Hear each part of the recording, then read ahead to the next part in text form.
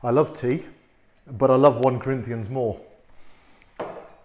What I'm hoping to do over the next few weeks and next couple of months is to do very short devotionals, digging a little bit deeper into the text of Paul's letter to 1 Corinthians, where hopefully you'll just be blessed and encouraged and built up and fed as well. And hopefully that can contribute as well to your own study and your own prayer life, your own devotional life.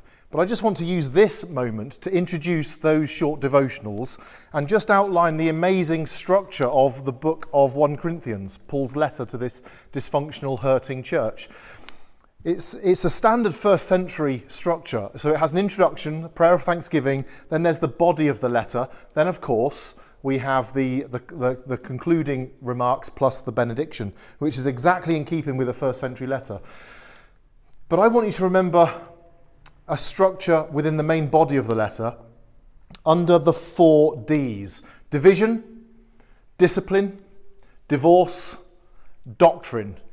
Divisions, discipline, divorce, and doctrine. What is Paul doing with these 4 Ds that we can... You can see I'm not a great cameraman.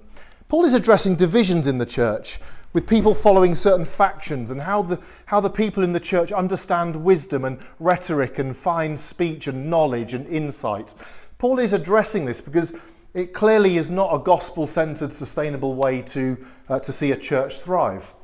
Then he comes to discipline, and he's talking about a member of the church who is engaging in incest, essentially, gross sexual immorality of the kind that not even the pagans do. And don't forget, Corinth is famous for its own sexual immorality.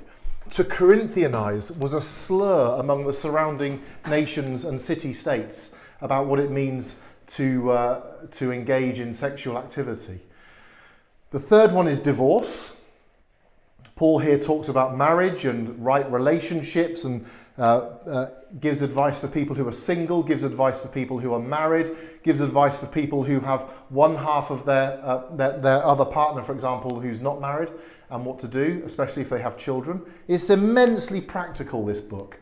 Then, of course, there's the doctrine, the 4th D. Paul talks about doctrine. What he's doing here is bringing to bear the content of the gospel. The gospel affects every area of human life, of our lives. Paul talks about social matters. He talks about idolatry. He talks about conduct of believers. He talks and relates all of this through the lens of communion and the love feast and how we go about doing that as a community of Jesus followers. He talks about spiritual gifts and the gifts of prophecy and of tongues in the body of Christ. In fact, he uses the body as a metaphor for the church, which is quite phenomenal and entirely contextual to the situation in Corinth, which we'll come to.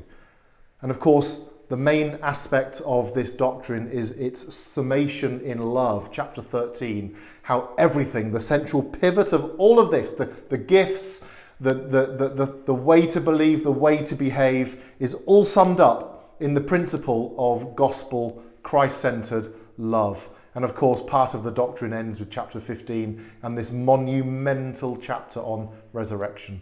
So this is the shape of Paul's letter. I hope that you will be able to enjoy this series. Let me know what you think.